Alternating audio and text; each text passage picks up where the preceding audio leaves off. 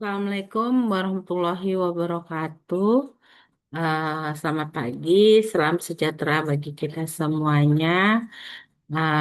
Selamat pagi ya kepada para mahasiswa ya, Universitas Pembangunan Pancabudi.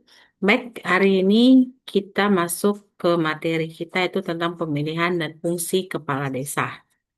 Nah, sebelum kita masuk ke materi kita, saya mengingatkan kembali kepada kakak dan abang bahwa mengenai 10 nilai tamadun Unpad ya di sini kakak abang bisa membacanya ya lebih jelas pada um, slide materi kita ya. Kemudian tentang visi dari Universitas Pembangunan Pancabudi. Nah, kemudian ada juga visi dari Prodi Akuntansi.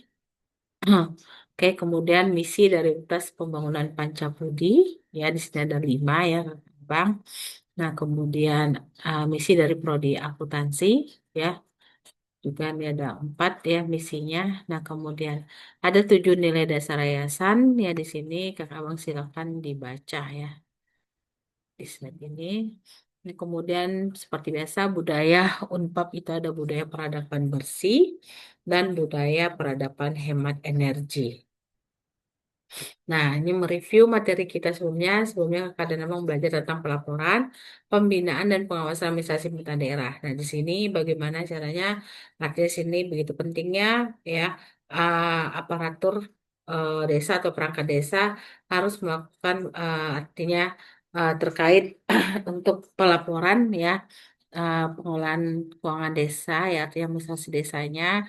Nah, kemudian pembinaan dan pengawasan ya tujuannya adalah untuk menghindari tingkat kegagalan dalam mencapai misi dan visi dari pemerintah desa. Yang kedua adalah tentang tata kelola standar pelayanan minimal desa. Nah, di sini Kakak Drama sudah membahas apa saja sih standar pelayanan untuk yang diberikan oleh pemerintah desa itu tadi. Ya, artinya di sini harus memiliki pedoman.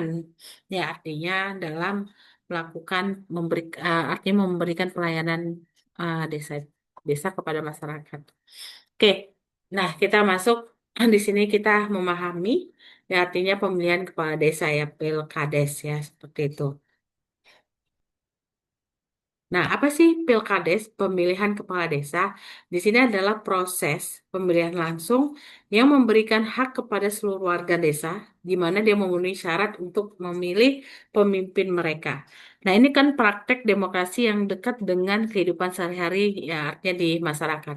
Nah, Pilkades bukan sekedar ritual politik 5 tahunan, tapi ini merupakan momentum strategis untuk memperkuat partisipasi dan kesadaran politik masyarakat di tingkat desa. Nah, jadi melalui Pilkades, masyarakat desa menjadi subjek aktif yang menentukan arah pembangunan dan masa depan desa mereka.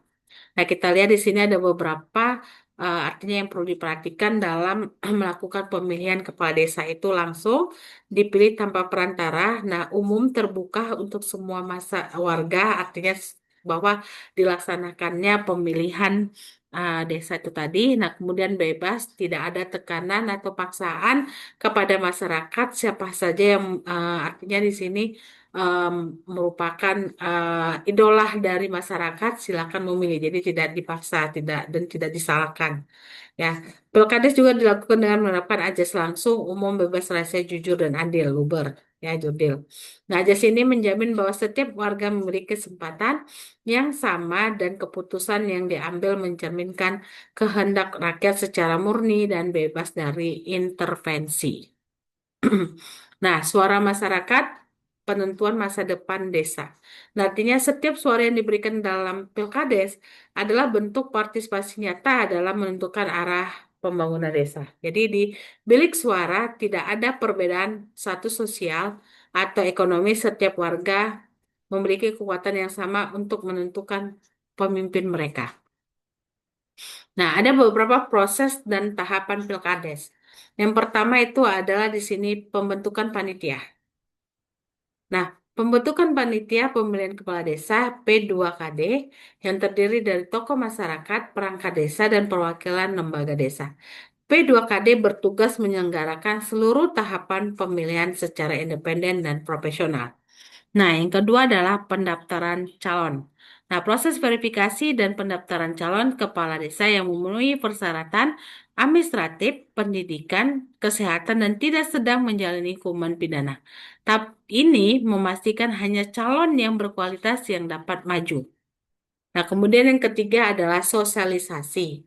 Nah, kampanye dan sosialisasi program calon kerja kepala desa ya kepada masyarakat melalui berbagai forum atau media. Nah,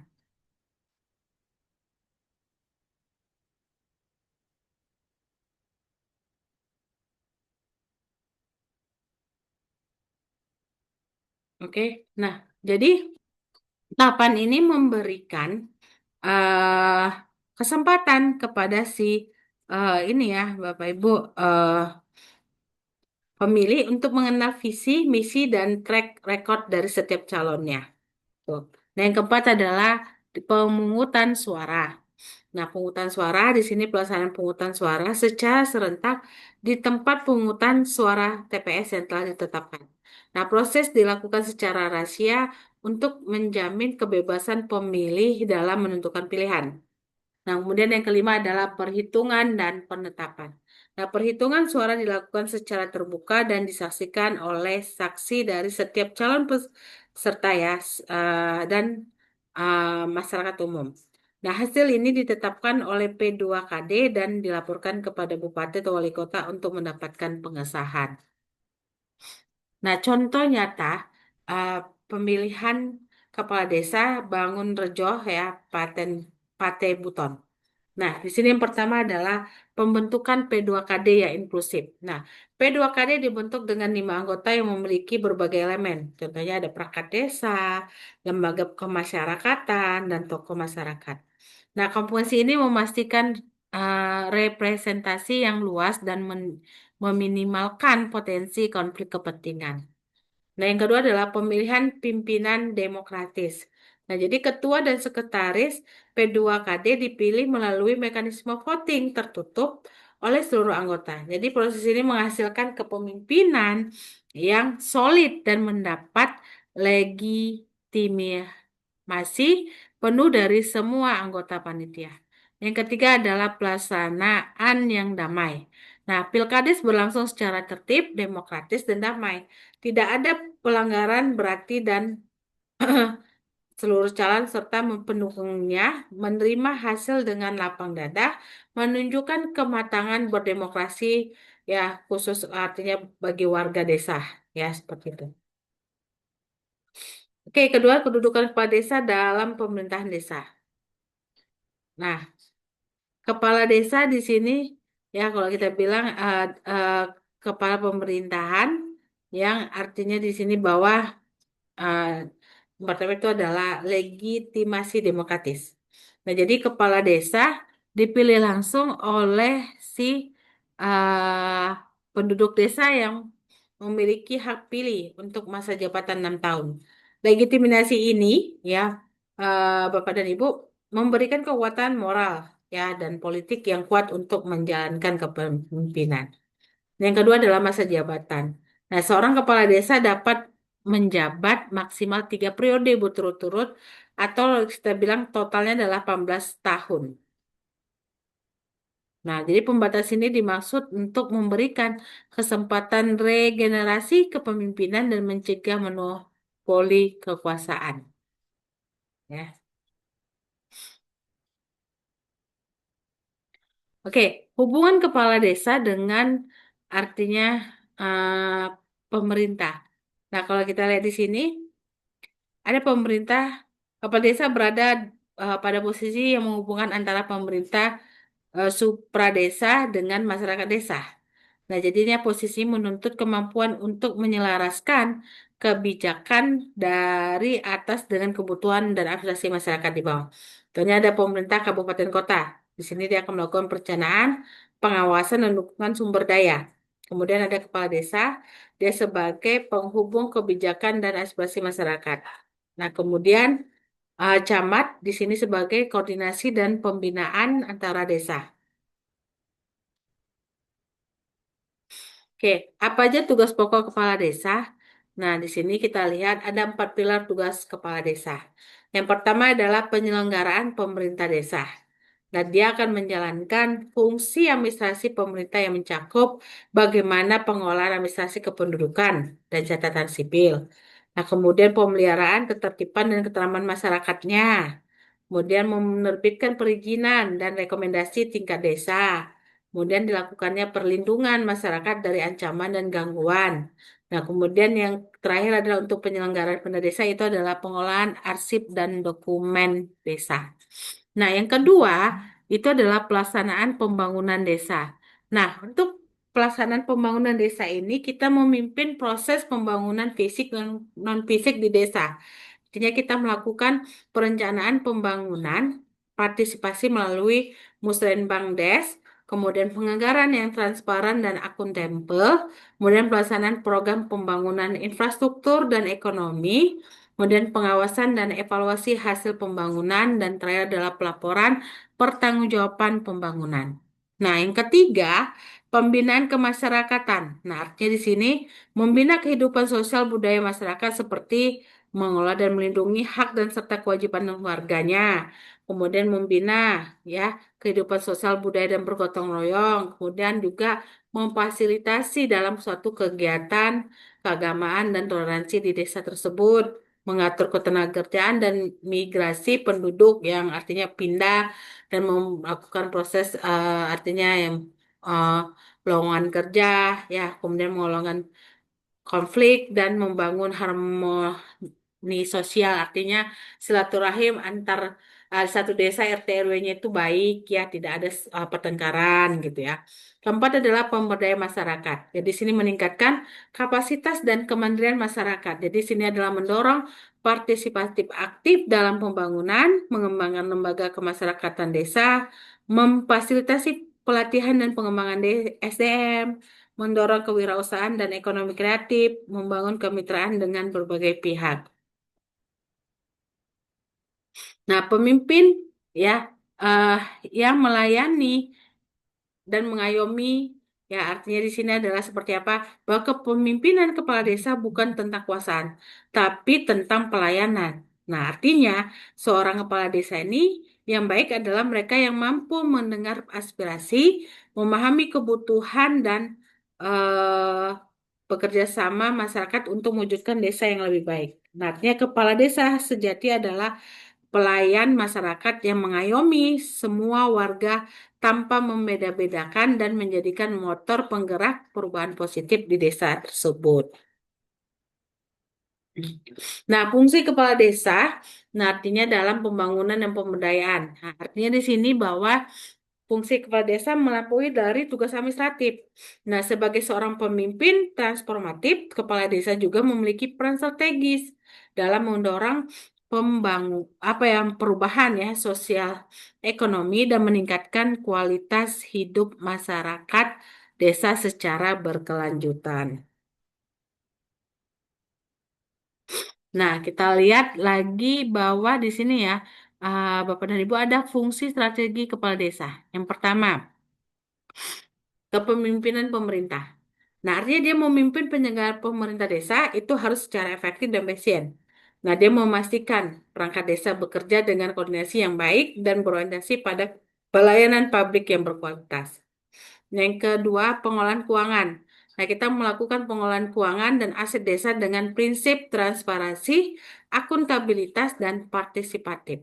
Jadi memastikan setiap rupiah dana desa digunakan untuk mensejahterakan masyarakat dan dapat dipertanggungjawabkan. Yang ketiga adalah regulasi desa. Nah, peraturan desa dan APBDes itu bersamaan dengan Badan Pemusyawaratan Desa. Jadi dia menciptakan kerangka hukum lokal yang mendukung pembangunan desa itu tadi. Nah, kemudian kita masuk tentang ketertiban dan keamanan. Nah, di sini kita harus melakukan pembinaan ketentraman, ketertiban masyarakat, kemudian harus mencegah konflik, menciptakan lingkungan yang kondusif ya bagi masyarakat yang harmonis dan produktif. Pengembangan ekonomi. Nah, jadi artinya pengembangan dalam perekonomian desa melalui fasilitas usaha mikro dan kecil, pengembangan BUMDes, pembukuan akses pasar untuk produk lokal desa. Nah, kemudian yang terakhir itu fungsi dari kepala desa itu adalah pembinaan sosial budaya. Nah, artinya di sini dia harus mengembangkan dan melestarikan kebudayaan lokal, memfasilitasi kegiatan sosial kemasyarakatan, serta memperkuat modal sosial dan solidaritas warga. Contoh fungsi kepala desa dalam pemberdayaan. Pertama, melakukan pelatihan keterampilan. Nah, dengan adanya program pelatihan keterampilan ini, ya praktis bagi pemuda dan kelompok masyarakat. Contohnya pelatihan menjahit, pertanian organik, kerajinan tangan, ataupun teknologi digital. Yang kedua adalah partisipasi dalam program lingkungan. Contohnya adalah kita menggerakkan partisipasi aktif warga dalam program lingkungan. Contoh pengolahan sampah berbasis masyarakat, bank sampah atau reboisasi. Nah, yang ketiga adalah kemitraan strategis. Nah, jadi menjalin kemitraan dengan lembaga pendidikan, NGO, sektor swasta, dan pemerintah daerah untuk mendatangkan program pembangunan yang berkelanjutan. Apa sih tantangan dan harapan dalam Pilkades dan kepemimpinan desa? Nah, di sini kalau kita lihat, contohnya adalah politik identitas dan primordialisme. Nah, artinya hubungan keluarga, kedekatan emosional, dan apresiasi kelompok tertentu, ya, artinya jadi seringkali menjadi pertimbangan utama dalam menentukan pilihan. Jadi, akhirnya mengalahkan kompetensi dan track record calon tadi. Nah, inilah yang akan mengakibatkan terpilihnya pemimpin yang tidak berkapasitas, namun populer karena faktor non-substantif. Jadi edukasi pemilihan tentang pentingnya memilih berdasarkan program dan kapasitas menjadi sangat krusial. Yang kedua adalah potensi konflik horizontal. Nah, jadi kita melihatkan perbedaan dukungan dan kepentingan antar kelompok ya pada masyarakat sehingga memicu gerakan dan konflik sosial. Nah, persaingan yang tidak sehat inilah antara pendukung calon potensi meninggalkan luka sosial yang mendalam. Maka perlulah pendekatan rekonsiliasi pasca pemilihan dan komitmen semua pihak untuk menerima hasil dengan lapang dada. Yang ketiga, rendahnya literasi politik. Jadi memang ternyata kakak dan abang ya, Bapak dan Ibu, banyak masyarakat desa yang menjadi objek pasif dalam pilkades. Bukan subjek aktif dalam ya kritis ya dan rasional. Jadi kurangnya sosialisasi dan pendidikan politik menyebabkan warga mudah termobilisasi untuk kepentingan tertentu. Gitu. Nah, ini ada tantangan lainnya, money politik dan praktik jual beli suara, keterbatasan dana untuk penyelenggaraan yang berkualitas, intervensi pihak luar yang tidak bertanggung jawab, minimnya pengawasan yang efektif. Nah, untuk upaya penanganannya bagaimana? Melakukan penguatan kapasitas, panitia pemilihan, pengawasan ketat oleh Panwaslu dan masyarakat, penegakan hukum, ya, dengan tegas, kampanye anti politik dan uang masif. Nah, apa sih harapan kepemimpinan kepala desa? Yang pertama itu adanya integritas yang tinggi. Jadi seorang pemimpin yang jujur, tidak korupsi, dan menjunjung nilai moral dari setiap keputusan. Kemudian ada keadilan untuk semuanya, artinya bersikap adil dan tidak ada diskriminatif, mengayomi semua warga tanpa memandang latar belakangnya. Inovasi pembangunan mampu membawa perubahan positif melalui inovasi dan terobosan dalam pembangunan desa. Peningkatan kesejahteraan, nah artinya peningkatan kesejahteraan dan kualitas hidup masyarakat secara berkelanjutan. Kemudian ada visioner, ini memiliki visi jangka panjang dan strategi konkret untuk mewujudkan desa dan partisipatif itu melibatkan masyarakat dalam pengambilan keputusan dan pembangunan desa. Oke, ini kita lihat bersama membangun desa maju dan mandiri bahwa melihat data di sini ya bahwa keberhasilan dan pembangunan desa itu ada 74 juta 957 desa yang memiliki potensi luar biasa dan berkembang. Nah, 42% dana desa meningkatkan signifikan dalam 5 tahun dan 1.000 desa mandiri telah mencapai status desa mandiri dan berkembang. Oke, baik. Terima kasih. Sekian dan terima kasih materi kita pada hari ini. Saya ucapkan Assalamualaikum warahmatullahi wabarakatuh.